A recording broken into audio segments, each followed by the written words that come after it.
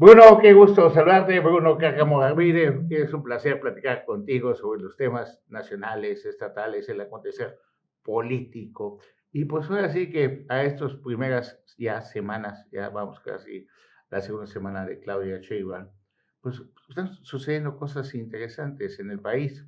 Vemos que empieza a querer apretar por un lado, soltar por otro lado, se vuelve descarado lo que ya todos sabíamos y que negaban anteriormente. Pero en el tema que me llamó muchísimo la atención es que luego de que gobernadores, gobernadoras, funcionarios del gabinete de Andrés Manuel López Obrador, el mismo Andrés Manuel López Obrador, que tanto consintió al embajador de Estados Unidos, Ken Salazar, ahora sale con un discurso luego de que dijo que la reforma judicial podría perjudicar las relaciones entre México y Estados Unidos porque causaría incertidumbre en los mercados. Entonces eso no se la perdonaron a Ken Salazar.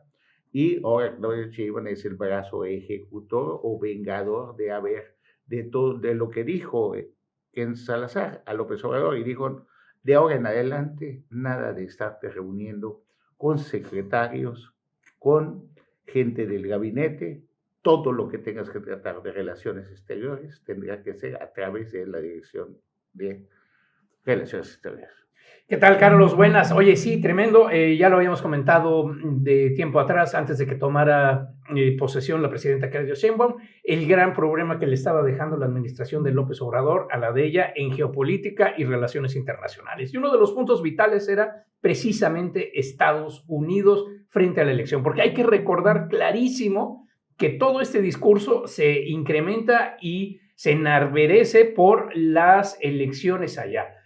Kamala Harris tristemente ha estado perdiendo puntos. Se cierra la diferencia entre ellos y de 5 puntos porcentuales están a 2. O sea, está todavía Trump tomando muchos puntos y lo principal que está atacando Trump es México, los ilegales, los inmigrantes y cómo nos va a doblar. Palabras de él, no las mías. Cómo va a rehacer todo y va a quitar las plantas para darle más trabajo y más oportunidades a los norteamericanos, lo cual es tremendo, ¿eh? O sea, bueno, como país dices que bueno, vamos a tener más fuentes de empleo, los americanos, claro. 200% de impuestos a los que importen autos chinos para que defender a su industria automotriz. Y eso lo ven bien la gente que vive en Estados Unidos.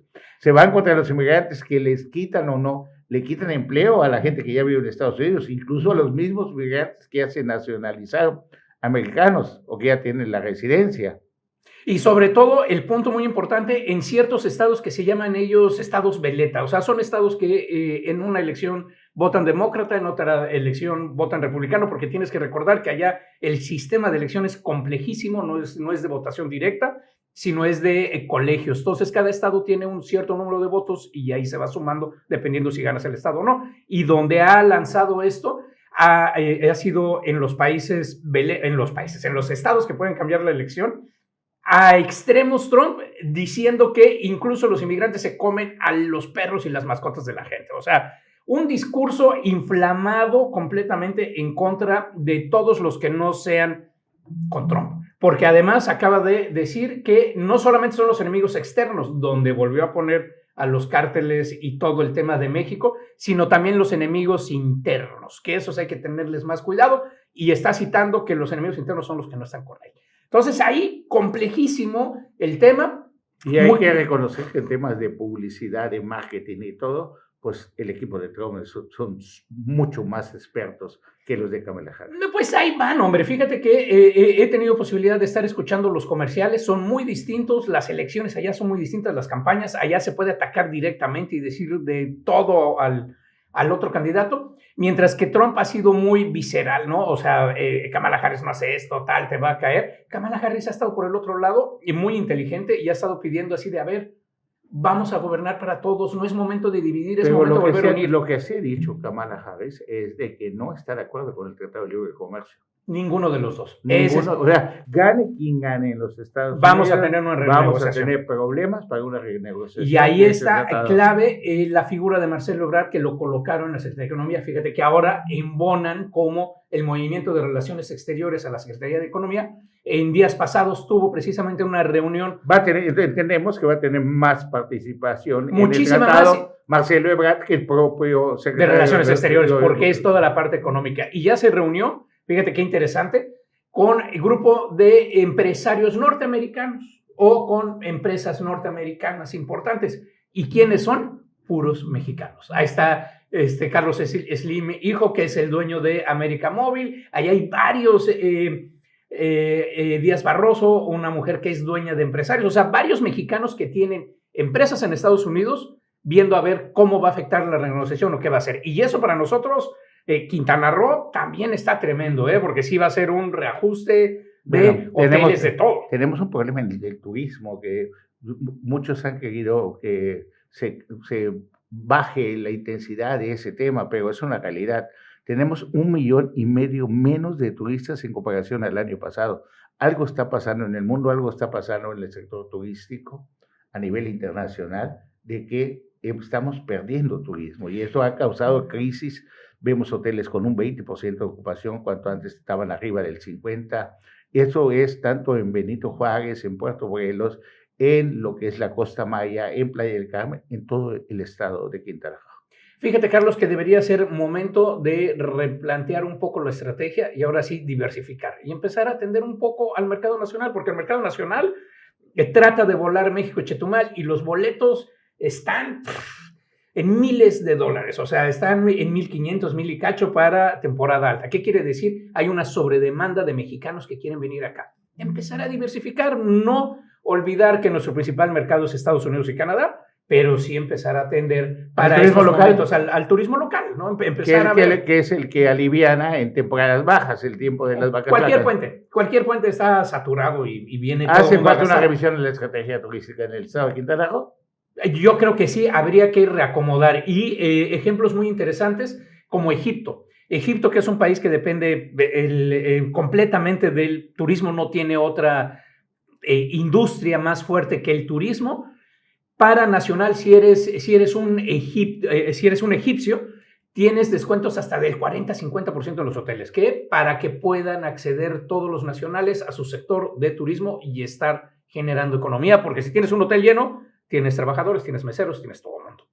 Bueno, otro de los temas es la seguridad. Vemos que la seguridad, pues lejos de ir disminuyendo, pues sigue al mismo nivel. Entra la Guardia Nacional, una Guardia Nacional que muchos creemos que está iniciando con Claudia Sheinbaum por las declaraciones o por los nuevos nombres, por cambiarle el nombre, de que antes no había pasado el ejército. Cambian las cosas y vemos la Guardia Nacional la tenemos hace más de 4 años.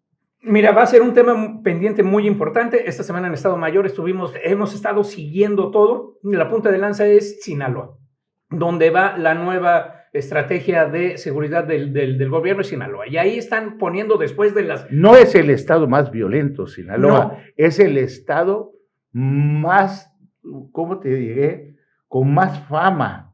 Pues mira, más fama, tienes el problema de la división con la guerra interna, con la delincuencia organizada ahí que se están dando con todo para el control, que son uno de los... Que antes cohabitaban sin ningún problema. Pero ahora tienes uno de los grupos delincuenciales del país luchando ahí. Y entonces, si recuerdas, la presentación de la estrategia de seguridad es detener a las cabecillas, pero usar inteligencia para detener al número 2 y al número 3 de la lista. O sea, que no salgan la hidra de 7 cabezas de ahí. Pero eso es algo como una fantasía y te voy a decir... Vamos a esperar a noviembre. Haz de cuenta que ahí no tienen que ir a la tómbola. No, aquí hay una cola, ahí hay una cola de 50, de 100, esperando ocupar el mando. Y como tienes tanta gente, nada más dices, pues tú sigues, ya te tuvieron él, tú te vas a encargar, y tú te vas a encargar, y tú te vas a encargar. Y por eso el hecho de que hayan detenido al Chapo Guzmán no acabó el narcotráfico. No, porque subieron los que siguieron. Que al mayo tampoco acaba el narcotráfico. Entonces lo anuncian como que duro golpe al tráfico, al fentanilo, de drogas, de que por cierto solo el fentanilo menciona, ya no menciona las demás drogas, y a la mejor hora todo sigue igual. Fíjate, un dato bien importante que rescatamos, la administración anterior no hubo ninguna detención de alto impacto, ¿eh? Ojo.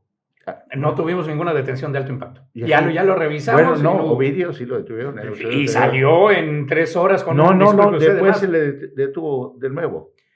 Y se lo entregaron a los Estados Unidos de manera inmediata. Nadie más, no hemos tenido nada. En 6 años no hubo nada, a diferencia del Mencho lo soltaron y al juez que le permitió el amparo para soltarlo, ese no lo metieron a la tómbola. Ahí están las dos. Hay castigos. Hablamos en un programa hace unos días de que para que tú estés dentro de esa famosa tómbola de Kermés, tendrías que estar palomeado y autorizado.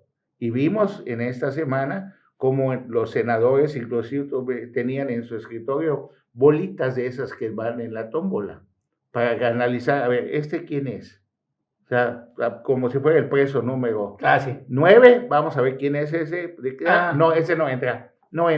Entonces, solo van a entrar a la tómbola los que estén debidamente palomeados por los que toman las decisiones en este país. Mira, ya tuvimos 2 rompimientos con la administración de López Obrador que han pasado muy rápido, no se han dado cuenta. Uno de ellos, y los 2 mencionados por la presidenta Sheinbaum, uno de ellos en la presentación de la estrategia de seguridad, cuando dijo, ya no más abrazos, no balazos, cambiamos. Y ahora con el tema de Ken Salazar, nuevamente dijo, hay una desorganización en la relación allá atrás. Y ahora con el tema de los jueces se viene la otra, porque no nada más la solo con Ken Salazar de los Estados Unidos. Sí, porque los demás embajadores se siguen reuniendo con gobernadores, el de China, el de otros lados. Ya lo vimos. El único salado, vamos a ponerlo así. El único que está nominado a que no lo quieren es a Ken Salazar. ¿Por qué? Porque se atrevió a estar o pensar diferente que el o haciendo presión política, digo, también hay que ver, ¿no? Sí, también hay un tema pero ahí. Un embajador no se manda así por sí solo, ni declara las cosas sin pedir autorización. No, hay una estructura vertical tremenda. ¿Sabes qué? Mandas el discurso y este es mi discurso. Autorizado y lo autoriza el país del cual el presidente, porque acuérdate que él es el representante del poder ejecutivo en cada país. Entonces, esa opinión del embajador es la opinión del presidente de los Estados Unidos. Así es. ¿Así es? Sí, así es. Está así certificado. Entonces, ahí van a ser los puntos delicados de cómo se va a ver, porque no nada más está esto, decías la baja de turismo, todo esto también, la guerra en Medio Oriente, nos va a dar unos golpes aquí en el turismo, no se empiezan a ver, pero se van a empezar a resentir porque va a dejar de viajar el turismo. Y aquí en México, tienes que recordar que tenemos una comunidad, la comunidad libanesa en Quintana Roo y aquí en el sur, gigante, y una comunidad judía muy importante también. Tenemos las 2 comunidades. Bueno, ¿y cómo ves que no solamente Tren Maya y las grandes obras ya están en manos del ejército, de la aduana, y el anuncio de la presidenta que va a construir 1 millón de casas en el país y que eso lo va a hacer el ejército?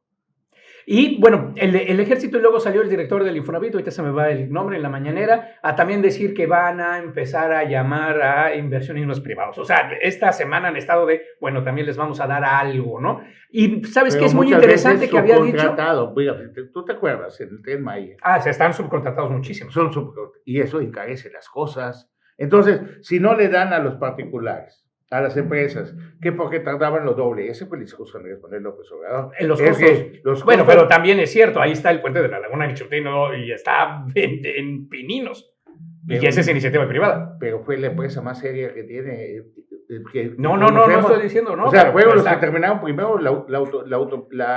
la vía férrea. El segundo piso en el Distrito Federal. Ya no te vayas más lejos, porque ahí tenemos un ejemplo. ICA. Bueno, tenemos la entrada de la avenida Colosio. O sea, la empresa más seria que se llama ICA no ha podido. No ha podido con el puente de la Laguna de Ixtepec. Sin embargo, pues, ¿te acuerdas que el pretexto para que le den al ejército toda la obra era porque ellos lo hacían más barato y más rápido? Y qué ironías de que ellos tienen que subcontratar a los que cobran lo doble, a los que no terminan a tiempo.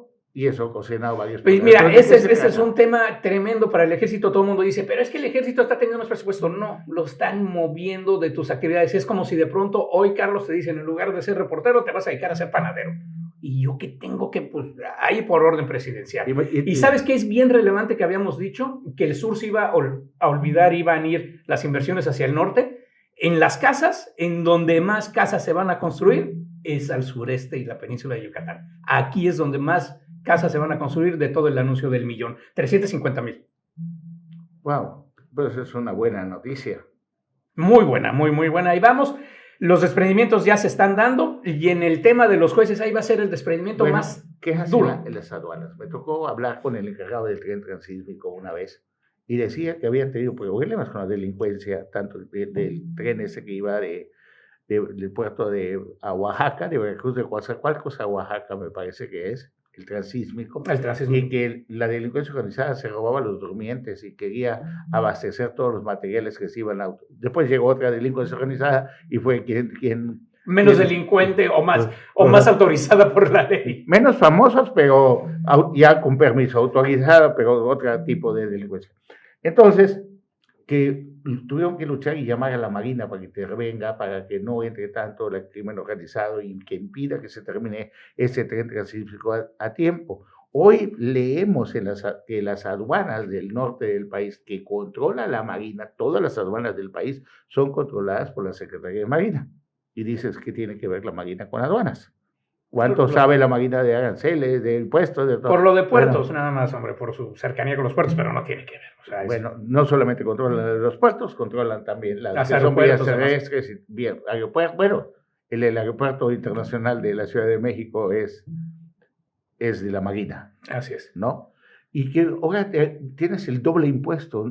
Haz de cuenta que importar tenis, vamos a hablar. Es una locura importar cualquier cosa. Pagas el 10%. Tú pagas tus impuestos, pero tienes que pagar un doble impuesto. No, porque ya el crimen organizado ya tiene sus tarifas y ya tiene su tabulador y a ellos, sí, por un lado te decomisan y por el otro lado te matan. Entonces, lo que antes íbamos a competir en el comercio, porque si pagabas, estamos hablando supuestamente un 10%, ahora pagas el 20%.